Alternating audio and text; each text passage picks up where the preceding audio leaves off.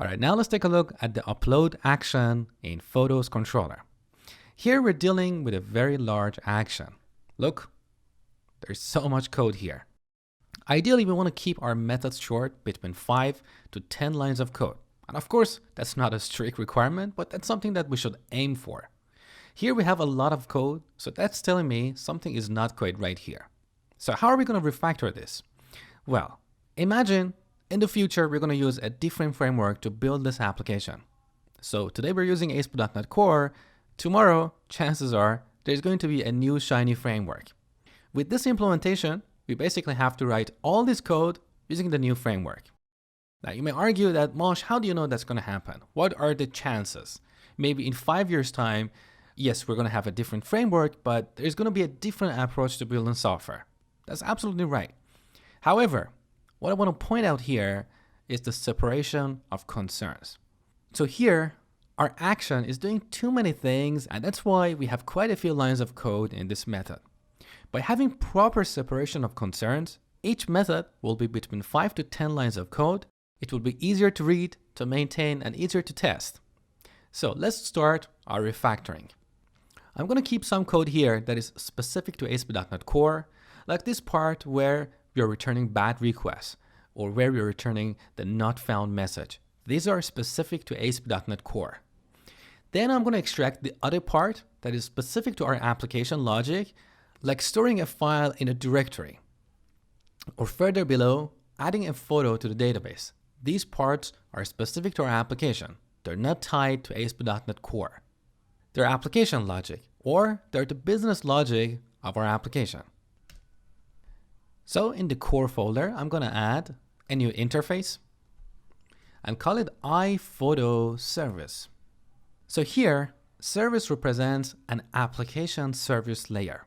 You can think of application service layer as an API for your application. It's like a layer that wraps your application functionality, and it exposes simple functions that you can call using a presentation framework. It can be WPF, it can be ASP.NET Core, it can be ASP.NET MVC, or a new framework in the future. So iPhoto service. Now in our application, we want to have the ability to upload a photo for a vehicle. So here I'm going to add a method, void upload photo. Now what parameters do we need here? Let's go back to our controller. So in our upload action, we get vehicle ID and iForm file. So initially I'm going to use these, but chances are we're going to change this later. So let's copy these two parameters back to iPhoto service and add them here. Now look at iForm file. Let's import the namespace. So note that this is defined in Microsoft.ASP.NET Core.http. So this interface is specific to ASP.NET Core.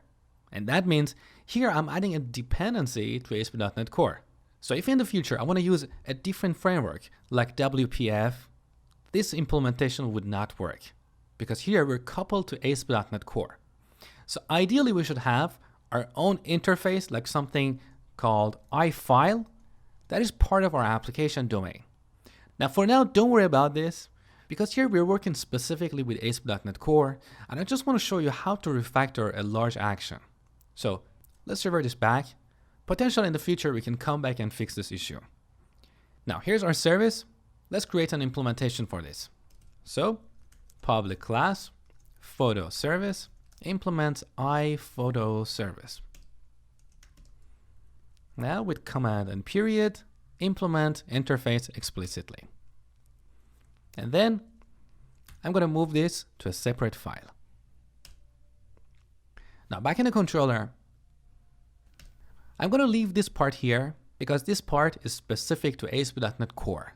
Here we're doing basic validation and returning bad requests or not found messages. So these are specific to building APIs with ASP.NET Core. If you want to use WPF to build a desktop interface for this application, we cannot return a bad request or a not found message. It doesn't make sense.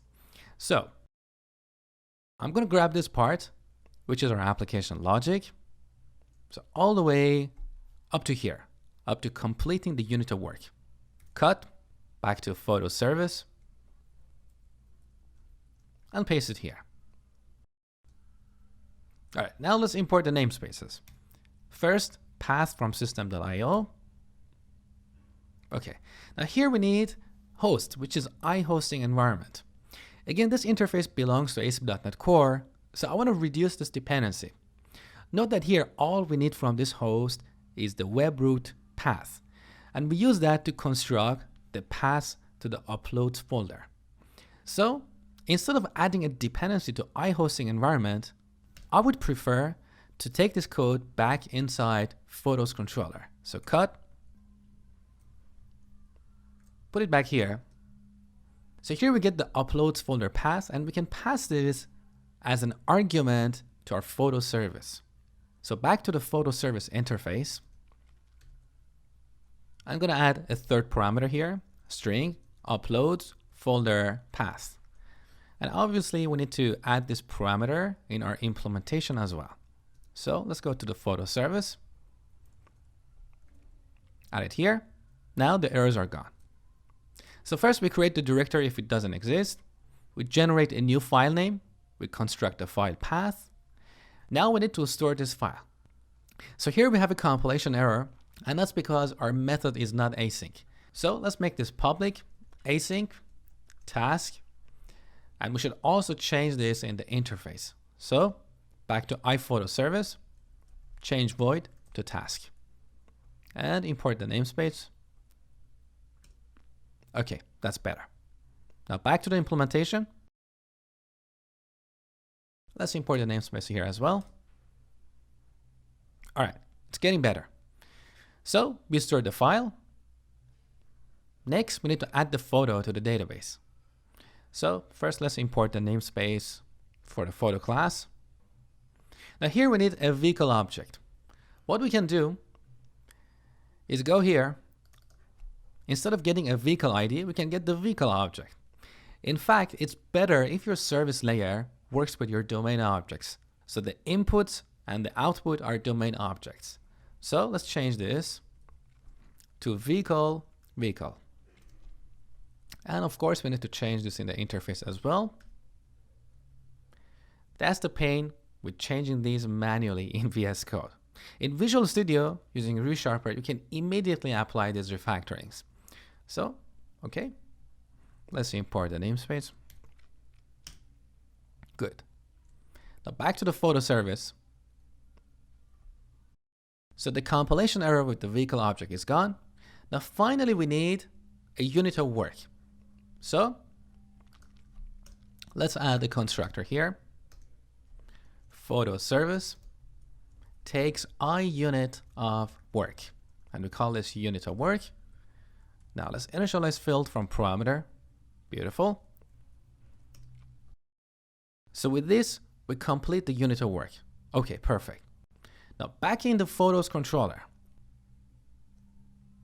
Here we need to use our new service. So first, let's add that as a dependency to this constructor. So iPhoto service, call it photo service, and initialize field from parameter. Okay. Now back to our action. So we construct the uploads folder path. Then we call photo service that upload photo. As the first argument, we pass the vehicle object that we got here from the repository. Okay. As the second argument, we pass this iForm file object. And as the third argument, we pass uploads folder path. Now, this is an async method, so we need to await it. Now, finally, we need to map this photo object to a photo resource. Now, you might ask why I didn't move this part, mapping a photo to photo resource, inside the service. Because this is something that we want to return from this action. What if in the future we have another client or another consumer for our photo service? Maybe they want to work with a different object instead of photo resource. So by returning a photo object from our service, our design will be more flexible because the consumer of this service, in this case, this action, can decide what to do with that photo object. Here we want to map it to a photo resource. Somewhere else, maybe we want to map it to something else. Who knows? So we need to change the signature of our method to return a photo object. So something like this. We get a photo object and then map it to photo resource. Now let's go to our new interface.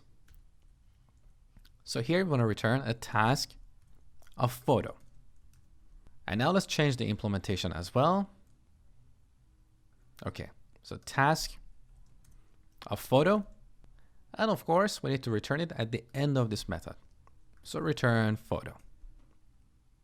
Now back in the controller, all the errors are gone. Note that our action is immediately shorter. It's almost half the size. All we are doing is doing some basic validation on the top. Then we're delegating to the photo service. So the details of what happens when we upload a photo is encapsulated inside the service. And finally, we map the photo that we get to a photo resource and return it to the client, in this case, Angular.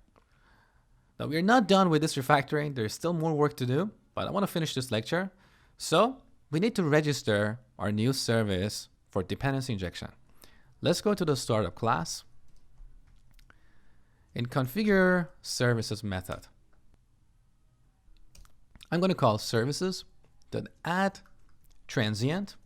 Now this time I'm going to use add transient because with our photo service, we don't have anything in the memory that we want to reuse in the context of a request. So it's not like our repository where we're dealing with a DB context and we're loading some objects from the database. It's very simple. It's transient. So iPhoto service is implemented by the photo service class. All right, that's the first step. Now, one more thing before we finish this lecture. Back to the photos controller. Let's look at the constructor. So here we have a dependency to iUnitOfWork, but we're using this inside our photo service. So we no longer need this dependency. Let's remove it.